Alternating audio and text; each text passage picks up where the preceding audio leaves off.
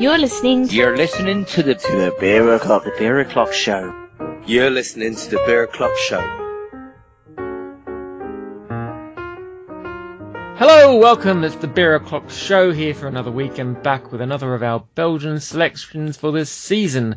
I'm your host Mark, and joining me, as always, is Steve. Hello, Steve. Hi Mark, how you doing?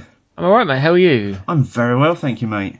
Very good. This week's beer is an 8.5% Belgian stout from the Musketeers. It's the Troubador Obscura, and we'll be getting to that in just a moment. But first of all, Steve, what's been tickling your taste buds over the last week, mate? Oh, mate, I've had quite the beery adventure this week. So I'm just gonna comment on three beers. I think from the many that I've had. So first up, the new beer from Adnams, the Jack Brand Ease Up IPA, simply stunning. An absolute masterpiece of a beer, coming in at 4.6% in a big 500ml bottle. It's just so drinkable. I went up to one of the Adnams shops at the weekend, picked myself up some of those, and my first check-in on Untapped was Ghost Ship may have a challenger as my favourite Adnams beer, because it's just so good. So if you see that around anywhere, absolutely treat yourself to a pint of that, because it's well worth it. What's it called again, sorry? Ease Up IPA. So it's under the Jack Brand range. So kind of their crafty. It's their crafty range, but yeah, you know, people always comment on Adnams being the example of how to do it well. Mm-hmm. And you know, so yeah, and it's in the bottle that reminds me of rhubarb and custard sweets, because it's yellow and pink. The label's yellow and pink, so it's amazing. It ticks all of the boxes for me. The other two are from that other brewery that I may mention from time to time, Buxton, who released a load of new beers last week. Now, why there was all the mass hype going on Twitter about Cloudwater's version 3 of their Dipper and the new Brewdog Born to Die and Unhuman Cannonball, in the background, Buxton quietly slipped out a double IPA at 10.5% and called it Kingmaker, which I thought was absolutely brilliant, because it just kind of summed up everything that was going on. And mate, this beer was just an absolute stonker of a double IPA. It was flesh, it was floral, it was piney, there was all sorts going on. The bottle that I had was literally, the beer had been in the bottle for 3 days by the time I opened it and drank it. So, you know, good on Buxton and Ebria for getting the beers out that quickly as well, because I ordered them and they were with me in like literally about 36 hours from when I ordered them. Wow. And then the other one again from Buxton, and mate, this ticks all the boxes for you. It was a I know which one this is. barrel-aged double IPA. Fuck now, it's just it's your ultimate beer, mate. Surely it's everything that you love in a beer. It was just really strange though, because that just feels like a real oxymoron to me. That obviously double A's are designed to be drunk as fresh as you like, but yet this has been barrel aged, and yeah, there were some IPA characteristics about it, but it was very, very sweet. You definitely got the barrel aging coming through, leaning more towards being a barley wine than a double IPA. And I think over time, because I got myself a couple of bottles, and it says on the side you can drink it fresh or you can age it. So I did one fresh, and I'm gonna let the other one age for a bit. Probably open it up at Christmas and just see if it's changed at all. But those were my beery highlights this week. What about you, mate? Well, I went up to Source Market because I was on the hunt for a beer that I ended up not being able to find, but I picked up some cans while I was up there. I got a can of Salty Kiss, of course. Of course. When I see Salty Kiss, I can't pass it up, which was lovely. I don't know how fresh it was, but it tasted bloody smashing. And the other one was, because we've got our Hot Burns of Black event this week, one of the breweries is going to be more. It would have been and gone by the time people hear this. But I got a can of Sohop, because I don't think I've ever had any more beers before, unless I had a pint at the Old Fountain or something. But that got the Sohop. That did have the Nor hop as well. So the SoHop is the Southern Hemisphere hops, as you know, Steve, and the Norhop is the Northern Hemisphere hops. Yeah. So I thought I'd be a little bit patriotic and get something with Kiwi hops in it. And it was really nice. It wasn't as, like, in-your-face hoppy as I was afraid it might be. I was hoping for something a little bit juicy, a little bit sweeter, and that's exactly what it was. It was really easy to drink. I know you've had it before, and you said on Twitter I should have paired it with the Norhop, so I might do that again at some point. Yes, from as far as I know, it's essentially the same beer but with different hops. So they're kind of designed as a pair, and ironically, I drank them both last week as well, in one sitting. So it's definitely worth having a go at the pair of them. And the last one I had was from For Pure. It was their Beartooth, which is their American brown. Doesn't really taste like a brown ale actually. It's just more like a nice, slightly malty pale. It's actually quite refreshing. And I had them all directly from the can. I didn't even pour them out into a glass. They're just really nice drinkers, just straight from that. Just lovely beers. Yeah, I've had the Beartooth before. It's a pretty decent beer. Like you say, it's a very very well balanced beer, that one. Yeah. So good stuff all around this week. Before we get on to the main beer review, Steve, hit us with the latest news, mate.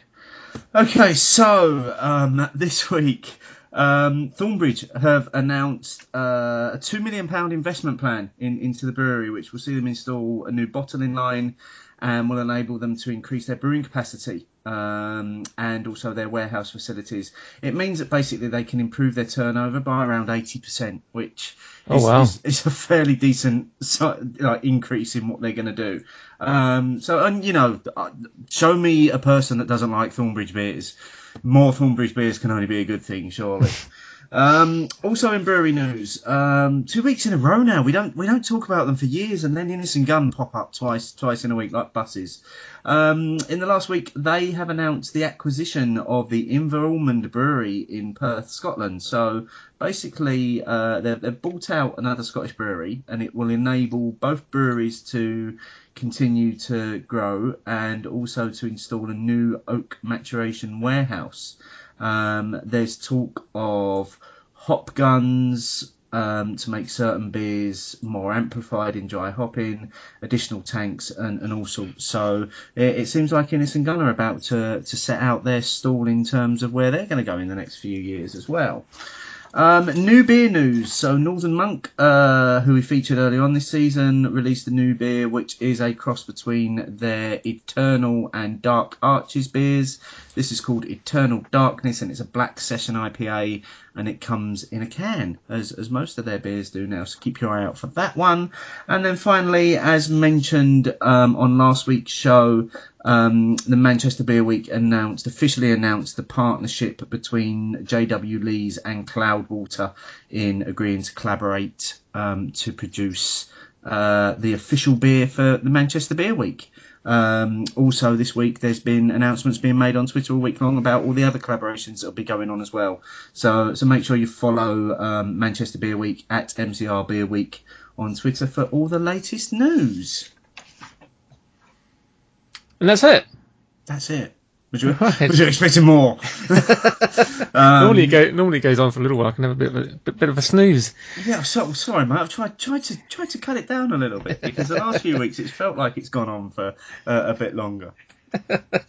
Well, on to this week's beer. It's a beer from the Musketeers, a brewery from Ursel in North Belgium, who are well known for their Troubador series, including a blonde, an imperial stout, and their flagship Magma Amber beer. But tonight we have the Obscura, which is their strong ale or stout, sitting at 8.5%, or 8.2% rather. Yeah, so let's get into it, mate. Yep. I'm slightly ahead of you in so much as I've started pouring it. I was admiring the label. It's quite a lively beast. It's certainly frothed up in the glass there. That's exactly how it looks on the website. Yep. So I think you've done well there, pal. I've got maybe a 3.5 finger head on that. Yeah, so lovely and heady. Yeah. Again, this is a strange one for me. It's in terms of its listing, it's kind of a Belgian stout. I'm led to believe. Yeah. Although the website was refusing to translate for me today, so and not being fluent in Belgian, I was struggling. So thanks to Google Translate, managed to find out that apparently it's a dark brown beer, which isn't so much a stout, and I guess pouring it into the glass, it's not got the deep dark blackness of a stout. It is very. I mean, you can see there. You can get a light through it. It is a strong ale, after all. That's what Rate Beer calls it and stuff. And if we're going to be all traditional, that's what a stout is, isn't it? It's a strong beer. Absolutely. Wow! Did you just school me there? But this is one of our beers from Beautiful Beers. You can get this bottle for £2.90 on their website. How's that? That's cheap as chips. And Rene's description on there is a real mild stout with Belgian body. So. Review over. Job done. Let's drink up, shall we? Lovely, sweet, slightly boozy, malty notes on it. Yeah, the sweetness is the first thing that comes off of it for me. There's a sweetness there, maybe a little bit of vanilla and chocolate on the nose, and hints, not masses, hints of a little bit of coffee in the background as well. Yeah. But it's the sort of aroma that is just really inviting in terms of the sort of drink. Maybe a slight hint, we'd disappoint the listeners if we didn't use the word Belgian-y, wouldn't we? Maybe a slight Belgian-iness on the nose. Maybe. Doesn't blow you away. No. But let's get into it, pal, and see how much Belgian is actually in the body. Okay. Cheers. Cheers. Well, it's definitely... You can get the ABV... Couldn't really get the ABV from the aroma. There wasn't a huge boozy aroma, but that's quite boozy on the body, isn't it? It has got a real boozy feel to it. It's got a real sweetness to it. I'm not getting the burn yet. First thing I was getting, the first flavour that came through on that for me was the chocolate. There was a real strong chocolate flavour on that, and then started to pick up some of the other flavours in the background there. But quite big. Again, one of these beers that we often say, well, it hides its ABV well, doesn't it? This doesn't. This lets you know it's 8.2% up front. Yeah, like you say, there's lovely chocolate on there, dark bitter chocolate on there, hint of coffee in the background, smooths a little bit with the vanilla that you picked up on the aroma. It's kind of coming through very subtly on the body. There is a nice, again, as we've found with many of these beers this season, kind of the malt's the star here in the background. It's balancing everything out. It's kind of weighing everything down a little bit, and it's just helping to amplify some of those flavours for me. I'm still getting big chocolate on it. Apparently there's 4 different types of malts in this. Again, according to the website here. You almost pulled that off, mate. You could have swung that one as being you. Not the huge clovey Belgian yeasty notes, which have been, somewhat missing from all the Belgian beers we've done this season. Maybe part of that is down to our preconception of what we think Belgian beers should taste like. Exactly. Yeah. And so if that's the case, then hats off to Rennie, who's put together a selection that's actually proved that Belgian beers don't have to taste Belgian-y. Indeed. Because I think only one of them, and that was possibly the last one we did, the Achel. Was that the last one we did? It feels like a long time ago since we did. Yeah, the Tongolo had slight. Was it Tongolo? The blonde. Yeah. That has very slight. Yeah. But I think that Achel, whatever it was. Pronunciation fans are going to be loving this week's show. That was perhaps the most quote unquote Belgian-y that you and I would define it as. But I mean, this is the last Belgian beer we're doing for the season, isn't it? No, there's one more. Oh, there's one more. Okay, there's one more, and that's the absolute classic, the pinnacle of Belgian beers. It's the Saison du Pont. Oh, of course. which Yeah, we'll be I'm doing looking in a forward few to weeks' that. time. Yeah. But great variety of Belgian beers that we've had Oh on the yeah, season so far. It's not been wall to wall cloves and bananas, which is quite nice. I think that's what I was worried about, and I think if I was doing this blind, there is no way I would say that was a Belgian beer. I would call that as. I mean, some of the characteristics that are coming off that kind of lend themselves to a beer that's been barrel aged. I would almost call that as like a barrel aged barley wine or something, rather than I would never call that as a stout. No. Well, you might pick it as one slightly with the chocolatey bits on it. Yeah, but I know that's It's the not, flavour that we're focusing on, but it's not overpowering. no, it's not. It's quite smooth and quite easy in there. You might think it's a slightly chocolatey, like you're saying, barrel aged brown ale or something. Yeah. You were telling me something about the brewery earlier on that I couldn't decipher, being not fluent in Belgian when I was reading their website. Apparently they're not. Are they not really a brewery or? Well, this is what I'm a little bit confused about because I was doing some pre-show research for once in my life, and the brewery that came under for Troubador Obscura was one called the Proof Brewery or De Pref Brouwerij. So I thought, okay, well, the brewery isn't called Troubadour like we initially thought, and it's just De Proof Brewery. So I chucked that into Google to see where they are, so I can do find out a little bit more about them. And basically, they're a brewery that they have all the kit, and they lease out capacity to brewers wanting to come in and brew beer with them. The Proof Brewery is specifically equipped for the development and production of beers for third parties, and that's basically what they say on their website. So I'm wondering, kind of like a couple of the Italian breweries we did when we did the Italian series, they don't own the kit. They are a brewery in the sense of they have their own recipes and they own the beers, but they do it all on someone else's equipment. So I'm thinking that's kind of what the Musketeers do as well. Because, I mean, they're a bit cagey on some in-depth information about themselves on the website. So, and obviously I'm only translating it through my browser, so I don't actually know that much about them. So it's not been for the want of trying though, has it? To try and find out something about them this week. So if there's anyone out there listening that knows a little bit more, can you at least give us a shout and let us know? Because I think we would quite like to know a little bit more about this brewery. Yeah, so they've got they've got the Troubadour series, which they've got a blonde, they've got Magma, which is their amber, they've got one called West Coast, which translates as West Coast, which is a 9.2% black beer. So what the West Coast of what, I'm not quite sure. Maybe it's an American style brown or something.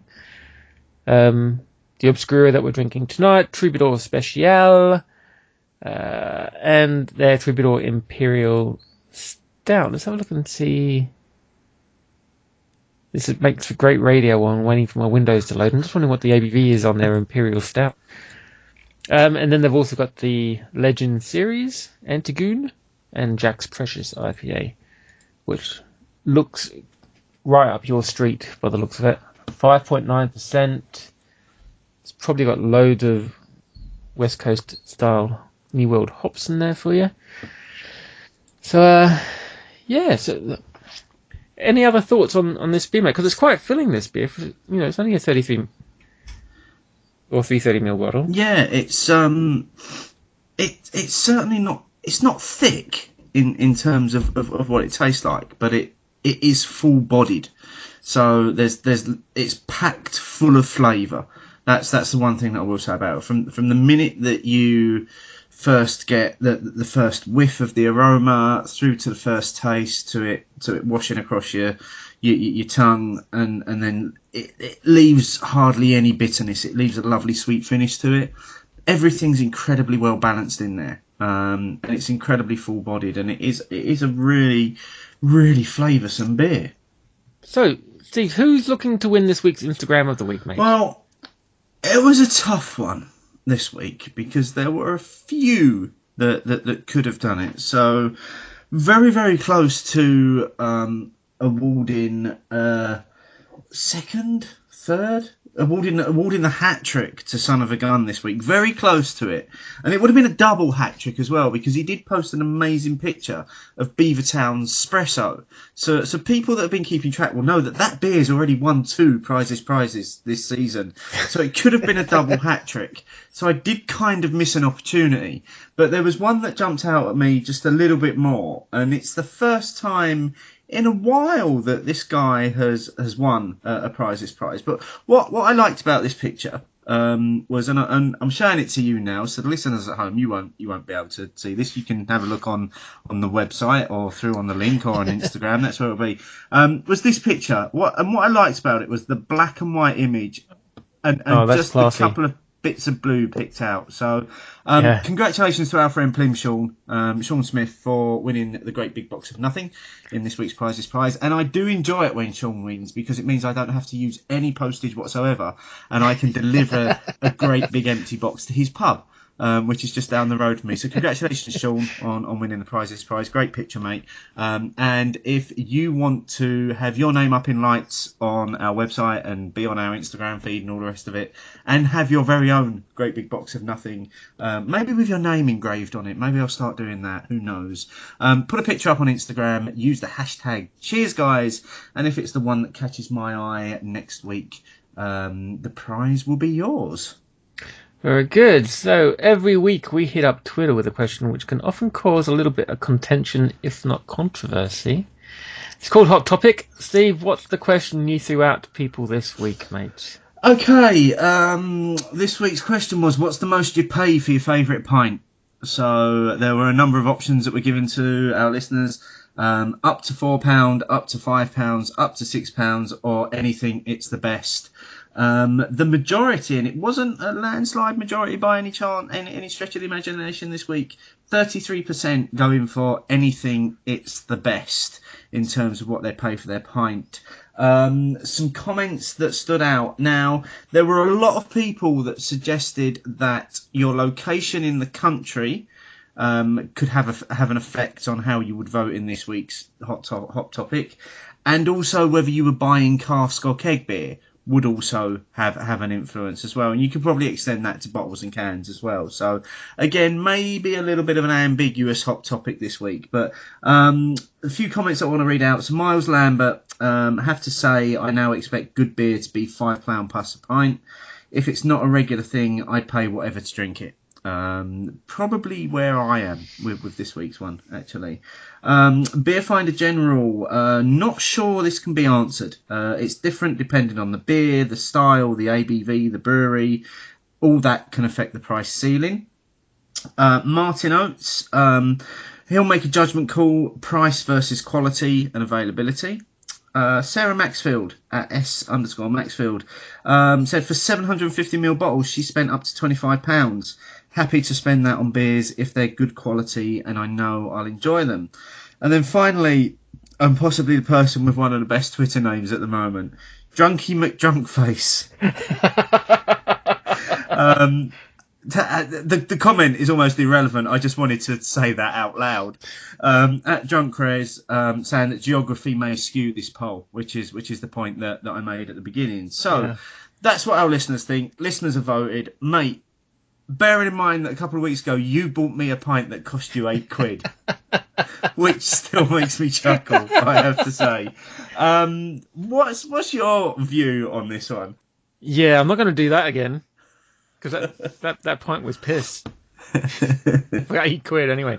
Well, my favourite pint ever, as all loyal listeners know, my favourite pint is Salty Kiss, and I can't remember what we paid at the tap room. It was less than £5 for a pint. Yeah. So I said on Twitter to you that I would pay £5 for Salty Kiss, even though I know I've paid more than that, because I've paid more than that in London before. But £5 is kind of my benchmark price. Because, when I look at the Old Fountain, I'm always going on about the Old Fountain. That's generally the crafty pub that I go to. I look at the ABV and how much it costs per pint, and I try to do the balance. But do you never look at the brewery? Sometimes, but let's be honest, the Old Fountain isn't really adventurous. They tend to have the same breweries. on a They cycle. did go safe, yeah. If I see a brewery up there that isn't typical in the Old Fountain, like Cloudwater or Wiper and True, I might just go for them regardless, just to see what their stuff is. But even with Cloudwater, they tend to just have the bitter on, which is nice bitter, but it's not exactly going to blow your socks away style-wise. If you get what I mean. Nothing against Cloudwater bitter, folks. No, of course. But no, £5 for me. Being in London, you're not going to get a good pint of beer for £4. Yeah.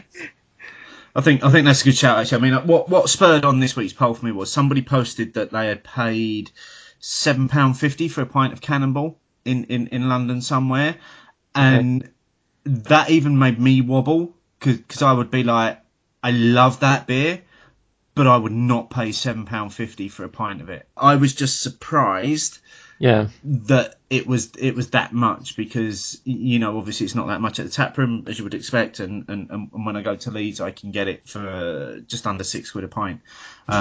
So I think probably my threshold, my ceiling is £6 for a pint, but I would not pay £7.50 for a pint of Cannonball. Not now, when you can pick it up in a can somewhere for £3. So I think inconclusive results this week from Pop Topic. Mark says £5, I say £6, and the majority of our listeners say whatever. If it's their favourite pint, they'll pay whatever for it. There'll be another Hot Topic along next week. Make sure you keep an eye out for it on Twitter. Follow the hashtag Hot Topic and get involved in the discussion and vote in the polls. All right, any final thoughts on this Troubador Obscura from the Musketeers? Just finishing it off, mate. It's I think the chocolatiness has worn off towards the end, and it started to lend itself more towards beginning to get a few hints of kind of woodiness in there, kind of almost encroaching on traditional English bitter territory as it gets towards the end. Yeah, the nose has opened up to be a little bit more boozier, and on the palate it's definitely thicker, woodier, kind of nosing towards the porter side of things as well. Yeah, the viscousness. Very nice. Good shout on the porter comment there. Actually, for under £3 a bottle, which you should be able to get. You can definitely get it for under £3 at Beautiful Beers, and I'm sure elsewhere. Yeah, absolutely. It's good value. Yeah.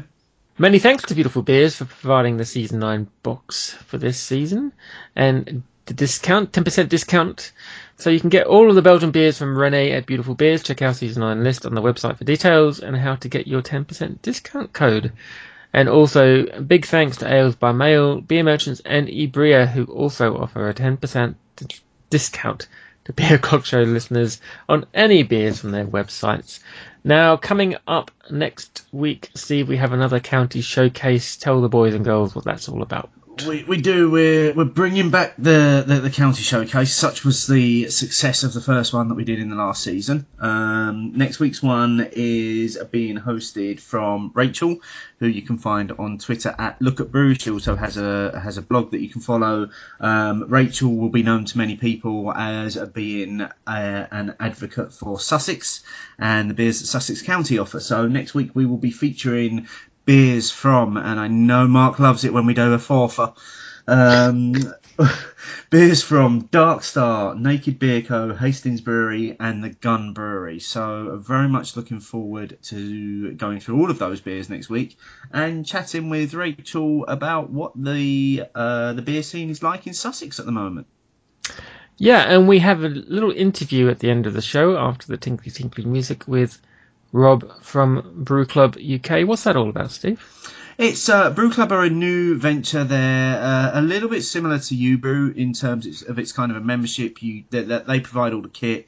You go down and you brew their beers on the kit. The slight difference is that they're German machines that they use, and they're all kind of digitally controlled. They take a little bit of the human element out of brewing and control some of that. So they've just started up. Well, they started a few months ago in London, and Rob tells you all about it in the interview at the end. So make sure you hang around for that, because it's an interesting listen. Yeah, so stay away. Don't stay away. Stay around after the jingly I thought you were music. going to say stay awake. Stay awake for the end of the show. After the tinkly music for that interview with Rob from Brew Club UK. Look out for us online at beeroclockshow.co.uk. We're on Twitter at Beer O'Clock Show, on Instagram at Beer O'Clock Show. Steve is on Untapped at Beer Show Steve. I'm on Untapped at Beer Show Mark, and I'm on Twitter at Beer Show Mark. And I'm blogging again at tastelike.beer. I've done a couple of reviews. Go check them out. They're always industry leading. I can't believe you've squeezed that little plug in at the end there. Woohoo! Right, until next week, buddy. It's been the highlight of my week. And mine. Bye-bye.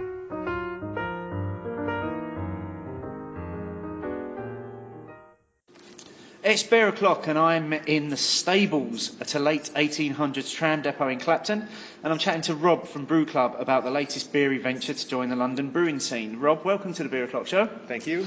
Rob, tell us a little bit of background about yourself. How did you get involved in beer and the beery industry? Okay, well, I'm from Canada originally. I brewed beer when I lived there many moons ago, and a few years back I got inspired to sort of get back into brewing my own beer. So I started brewing in London, obviously in my flat. It was a bit of a steep learning curve, but yeah, I brewed there for a few years. My girlfriend was obviously quite, how would I say it? She was quite considerate to the actual process of beer around the kitchen and that sort of thing. Mm-hmm. But ultimately, we kind of thought there must be a better way. So we decided that we would set Brew Club up. Okay. Okay. So, what is Brew Club? Tell us a little bit about what it is. Okay. So Brew Club is a place. Basically, it's a place for people to come and brew their own beer.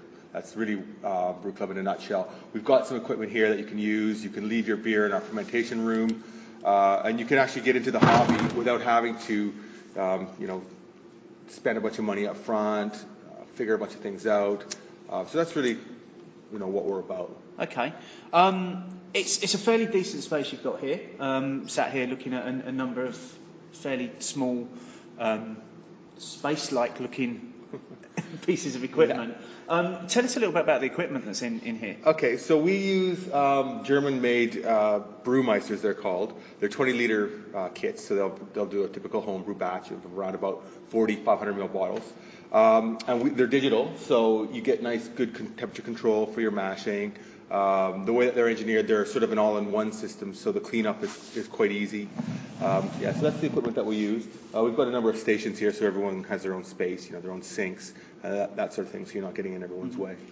Okay, and how does it work? Do you just rock up and brew your own beer, or is there a process where you have to? Well, generally, So generally, what we, the idea is we're more about the space and equipment rental. So you can just rock up and book. Actually, we've got a booking engine online, so you can do that online. But you just effectively book your own station. If you've got your own ingredients, you've got your own bottles, you're welcome to bring those along. We do sell ingredients so that you don't have to actually store them at home. But that's pretty much it. You can come down and have a go. If you need a little bit of help getting started, we do have some intro classes, some beginner all-grain classes where we'll take you through the process. You actually brew your own beer. So at the end of that, you should be really ready to go here at Brew Club. Yeah. And you've not been open that long? No, we opened at the end of November. Okay. What's demand been like? It's been a bit slow, but actually quite steady. We did quite well in December with the Christmas period. We're doing actually all right in January as well, despite all this dry January nonsense. But we're pretty much every class has got some people in it. We've got people coming back already for repeat business. So we're quite excited about the year ahead. Okay, and who's it actually aimed at? What's your target market in terms of people that you want to bring into Brew Club? Okay, so we really we'd like to bring it to, well, I wouldn't want to say the masses, but effectively, maybe that is the case, because we the way we see it, we want to get more people involved in brewing, just generally. Now we see that it's probably more of a male demographic, if you think about the beer drinkers. There is a big female contingent out there, but generally we've seen more men than women come in. They're sort of 20-somethings, professionals, those sort of people. Mm-hmm. But Brew Club is open for everyone, so we don't really, want to close the door on anyone. Yeah. And do you need to know what you're doing? You don't necessarily. It might help to have a little bit of background reading. If you come down and brew on your own, obviously because we've got our beginner class, we're not going to sit down and teach you the whole process inside and out. But there's always going to be someone here to help. So if you don't know the machine or you have a few questions that, there's local expertise. We've got some books here you can read as well. Mm-hmm. So no. Okay. Yeah. And what are the sort of costs like to come down, and how does that side of the process work? Okay, so the costs are always an interesting one because it really is a matter of it depends. So at Brew Club, we try to be more transparent. Our machines are £60 to rent. You get 6 hours on that. It's probably enough time we know it's enough time to do a decent brew. The reason I say it depends is because it depends on what you brew. Mm-hmm. So if you were to brew a very hoppy American Pale Ale, for example, you'd spend more on hops. If you're doing a large, Russian Imperial Stout, for example, you'll spend more on grains. If you didn't have your own bottles, that's going to add to the cost as well. Mm-hmm. So we encourage you to bring those back. Okay. So so we try and do it as a cost per pint or thereabouts. Mm-hmm. The station is £1.50 per pint, and then it goes from there. Okay. A typical recipe might be 10 to 15 pounds, mm-hmm. I would say. So we're looking at under £2 a pint. Okay. And you provide all of the equipment and ingredients to people, or can people bring their own ingredients if they've got them? Yes, we do both. So we provide ingredients, but we don't mind if people bring their own. Especially, if you look at the hop market today, there's a lot of constraint on some of the popular hops like Citra and those sorts of things. So, our suppliers don't have any in stock right now. So if you wanted to use that hop, then I would effectively have to say, no, you can't. Yeah. So we're not willing to do that. But so if you have ingredients, by all means, bring them down, yes. Okay. And looking forward into the next year, what are your aspirations for Brew Club? Where do you want to go with it? What do you want to see it become? Well, we really want to build the community, right? So we've got a few, like the early adopters who have come through, and they're coming back, and it's really quite fun. They're getting in touch, and we're helping them build their recipes. So I want to build more of that, really. Get that community growing and get people talking and coming up with more creative ideas for themselves about what they're brewing. So that's kind of the main thing, really. We wanted to get our masterclass series started as well. So hopefully, if you come to Brew Club, you can take your journey a little bit further. If you wanted some more in-depth knowledge on, say, water or hops, and we want to get that going. That's probably a little bit later in the year, though. Okay. Yeah. And where do people go to find out more? We can go to our website. Our website is www.brewclub.uk.com. It's not not straightforward, but or on Twitter. Get a hold of us on Twitter at Brew Club UK. Or just send us an email or give us a call. Yeah. Brilliant. Well, listen, Rob, I'm going to let you get back to it. I wish you all the best for Brew Club. Cheers. Great. Thanks, Steve.